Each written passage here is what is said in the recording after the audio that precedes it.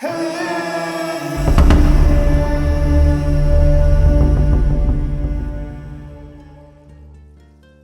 Clockmaker's Curse. The rain lashed against the stained glass windows of the antique shop, sending distorted colors dancing across the wooden floors. In the dimly lit corner of the store, Elias Mercer sat hunched over his workbench, the rhythmic ticking of clocks filling the air like a chorus of forgotten time. He was a master clockmaker, but he was also a man plagued by delay. His hands, skilled and precise, could mend the most delicate gears, yet they could not grasp the urgency of time itself. Appointments were missed, deadlines ignored, and promises broken. His shop was filled with projects left incomplete, their owners long since tired of waiting. But Elias had never learned. Not yet. That night, as he wiped his weary eyes and prepared to close shop, a stranger entered. Dressed in an old-fashioned black suit, the man had an air of both elegance and mystery. His face was pale, his eyes dark pools that seemed to swallow the candlelight. He carried a single object in his gloved hands, a clock. But not just any clock.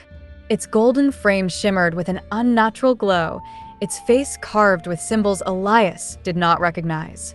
It ticked, but the sound was hollow, almost like a whisper from the void. "Fix it," the stranger said, placing the clock on the counter. "Before midnight." Elias scoffed. "Midnight is 2 hours away. This is intricate work. You can't rush perfection." The stranger merely smiled. "You delay, Elias Mercer. You always delay.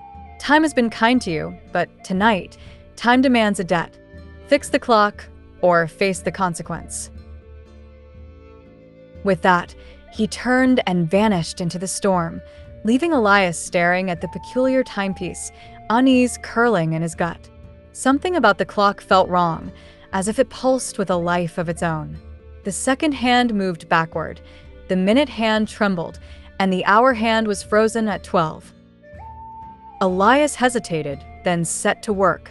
As his tools touched the delicate gears, he felt an odd resistance, as though the clock itself fought against him.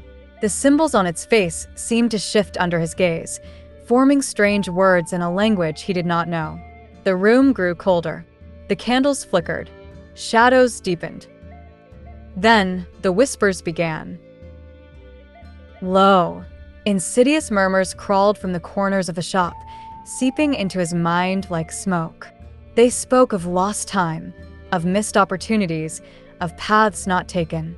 He saw visions, his father waiting at the train station, a letter unopened on his desk, a love he let slip through his fingers. Regret tightened around his throat, suffocating.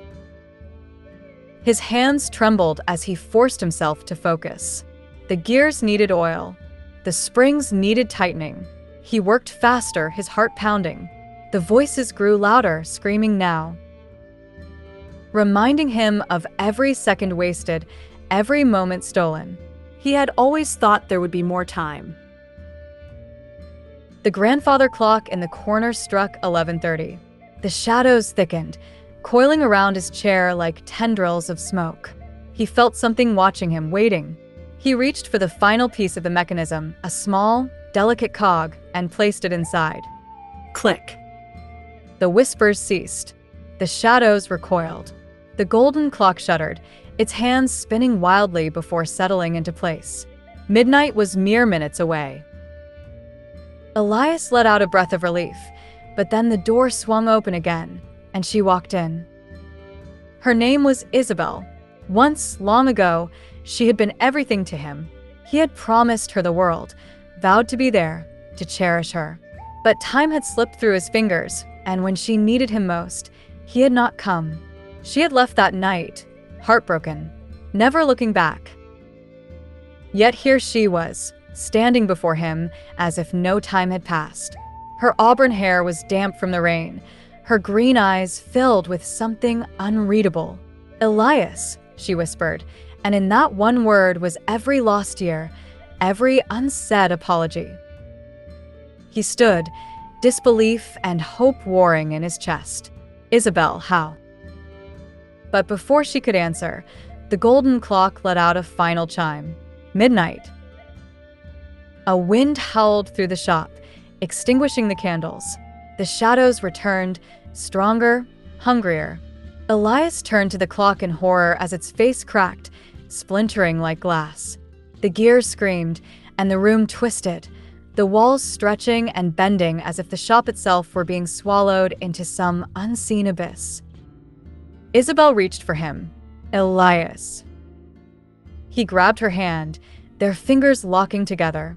The whispers surged back, louder than ever, 1,000 voices lamenting lost time. The darkness closed in, and for a moment, he thought this was the end. Then, Light. a brilliant, golden light burst from the broken clock, flooding the room. The shadows recoiled, shrieking, and the walls snapped back into place. The wind stilled, the whispers silenced. Elias gasped, his heart hammering. Isabel was still there, her hand in his. The golden clock lay shattered on the counter, its curse broken, and with it, something within Elias had changed. He turned to Isabel, eyes filled with unshed tears. "I should have never let you go. I should have." She smiled, pressing a finger to his lips. "We have time now, Elias. Don't waste it." And for the first time in his life, he understood. Time waits for no one, but sometimes, if you're lucky, you get a second chance. The rain had stopped. The night was silent. And as Elias stepped forward, into the future he had nearly lost, the clocks in his shop ticked on, steadily, surely, in perfect time.